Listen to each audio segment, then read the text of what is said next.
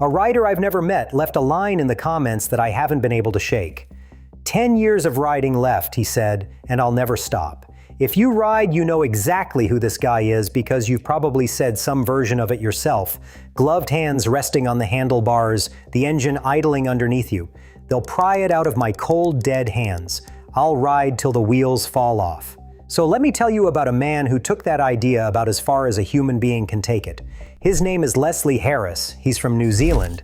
And in February of 2023, 3 weeks before his 98th birthday, he rolled a little BSA Bantam onto the track at Pukekohe and raced it. Guinness World Records made it official that year, the oldest competitive motorcycle racer on the planet. And Harris had already won his class back in 2019 at the age of 93. The road there was anything but smooth. He'd had a hip replaced. A few years earlier, his bike slipped off the starting rollers while he was climbing a board, and the fall left him with 6 broken ribs. When his family gently wondered whether that might finally be the end of it, Les gave them a line I love. "I'm not finished yet, I don't need to leave." So here's the question this whole video is chasing. How long can you actually keep riding a motorcycle? Not the fantasy version, the real one. Is there an age where you're supposed to park the bike for good? And if there is, who gets to decide? Your license? Your knees? A number on somebody's chart? Here's what surprised me when I started pulling the crash data, and it flips the way most riders think about all of this. So grab a coffee, because the honest answer turns out to be a lot more interesting and a lot more useful than you'll know when it's time. Start with who's actually on the road, because motorcycling today looks nothing like it did a generation ago. Picture the classic image in your head, some 22-year-old on a sport bike carving up a canyon. That rider is now the exception, not the rule. Look at the registration numbers, and the shift is enormous. Back in 1998, there were about 3.8 million registered motorcycles in the United States.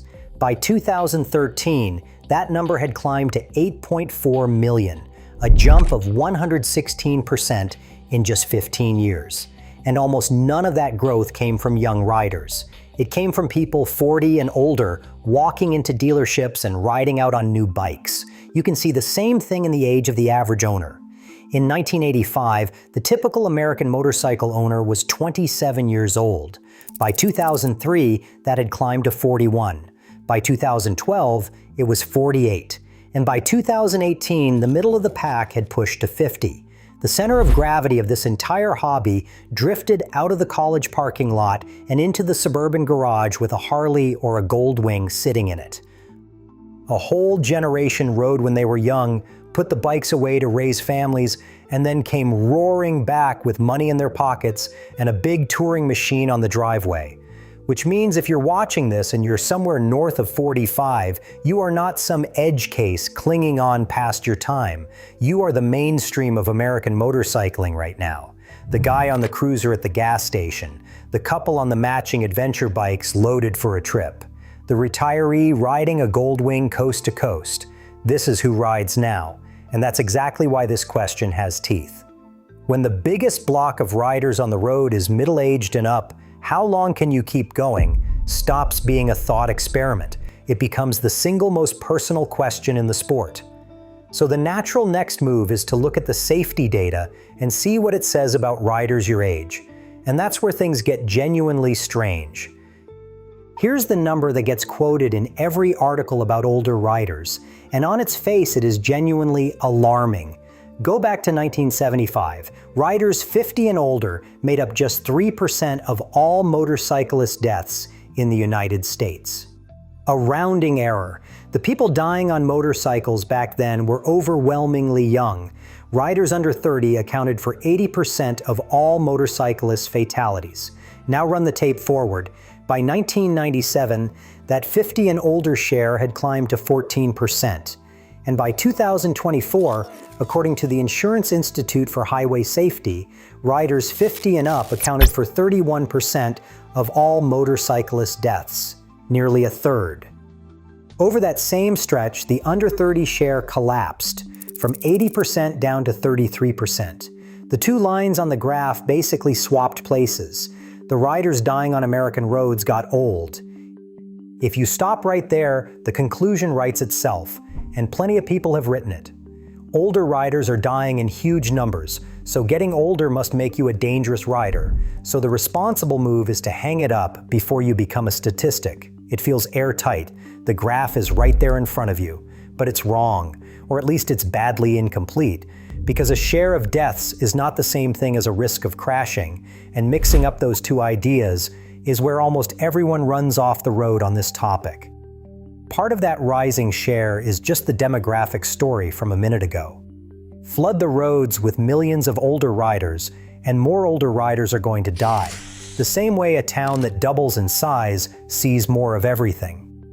The denominator changed, and the deeper you dig into the actual crash studies, the more the simple story falls apart, because when researchers went looking for the thing everyone assumes, that older riders crash more often, the data pointed the other way. Let me say that again because it's the hinge this entire video turns on. Multiple crash studies, the ones that measure risk per mile ridden instead of raw death counts, have found that older motorcyclists actually have a lower crash risk than younger ones. A big cohort study of injured riders in Maryland spelled it out directly. Fatality rates climbed among riders over 40, even though the exposure data showed a lower crash risk in that same group. Sit with that for a second. They were crashing less and dying more.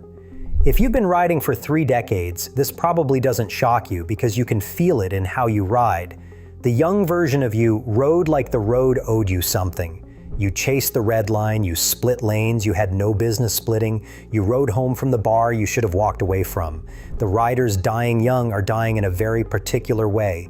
Look at fatally injured sport bike riders, the super sport crowd on the fast machines, and a huge share of them are under 30, riding hard at high speed. The older rider on a cruiser is a completely different animal. You've had the close calls that recalibrated you. You leave more following distance. You've mostly made your peace with the fact that the guy in the left turn lane genuinely does not see you, so you're already covering the brake before he moves. Experience is real, and it shows up in the numbers as fewer crashes per mile. On skill and judgment, the case for the older rider is actually strong. So if it isn't skill and it isn't recklessness, and older riders are genuinely crashing less often, we're left with a real mystery. Something is turning those fewer crashes into more funerals. Something is taking the exact same slide across the pavement that a younger rider walks away from and turning it into a life-ending event for an older one. And this is the part that usually gets skipped because it isn't flattering and it barely involves riding at all.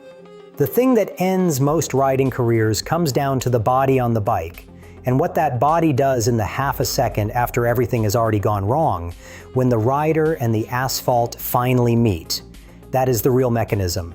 Once you see it, the whole "what age should I stop" question changes shape completely. Start with a baseline that applies to every rider at every single age.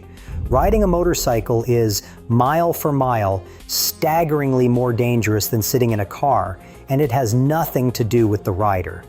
In 2023, the National Highway Traffic Safety Administration measured 31.39 motorcyclist deaths for every 100 million miles traveled. For people inside passenger cars, that number was 1.13. Do the math, and a motorcyclist is roughly 28 times more likely to die per mile than someone in a car. On a bike, there's no crumple zone, no airbag, no seatbelt, no steel cage around you. In a crash, your body is the safety equipment. Now here's where age walks into the picture, and it walks in hard. As you get older, that safety equipment gets weaker in ways that are measurable and well documented. Bone density drops. The rib cage that shields your heart and lungs turns more brittle. The margin your body carries for absorbing a violent impact, what trauma doctors call physiologic reserve, quietly shrinks year after year, even while your riding gets sharper. The research on this is blunt.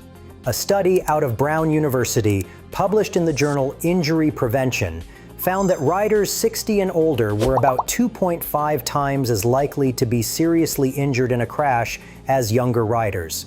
and about 3 times as likely to land in a hospital bed. Even middle-aged riders, the 40 to 60 group, were about 66% more likely to suffer a serious injury. And the most sobering finding of all, older riders were more likely to die from injuries that a younger person would have survived. Trauma surgeons watch this pattern roll through the emergency room every single riding season. A team at the University of Rochester found that older motorcyclists arrive with more chest and rib injuries, more head injuries. They're admitted to the intensive care unit more often, they stay longer, and they show up carrying other medical conditions that turn a survivable crash into a fatal one. A younger body tends to absorb a hard fall and heal from it. Past a certain age, that same impact is more likely to break something that never fully comes back, and the complications pile up from there. So picture the exact same low-speed spill, the kind that happens in a parking lot or on a gravel driveway 1,000 times every weekend. A 25-year-old goes down at 30 miles an hour, rolls, swears, picks the bike up, and rides home with a bruised hip. A 68-year-old goes down in the identical crash and shatters a set of ribs, punctures a lung, and spends a week in a hospital bed with a chest drain in. It's the same crash at the same speed, ridden with the same skill or better, and it ends in a completely different place. Not because the older rider did anything wrong, but because his crumple zone is thinner than it used to be. That, right there, is the honest answer to how long you can keep riding. It was never really about when you get worse at riding. It's about when the crash you can't fully prevent stops being one you can walk away from. If this is landing for you, take a second and hit subscribe because I dig into this kind of rider question every week. Now let's talk about the one part of this that is completely in your control.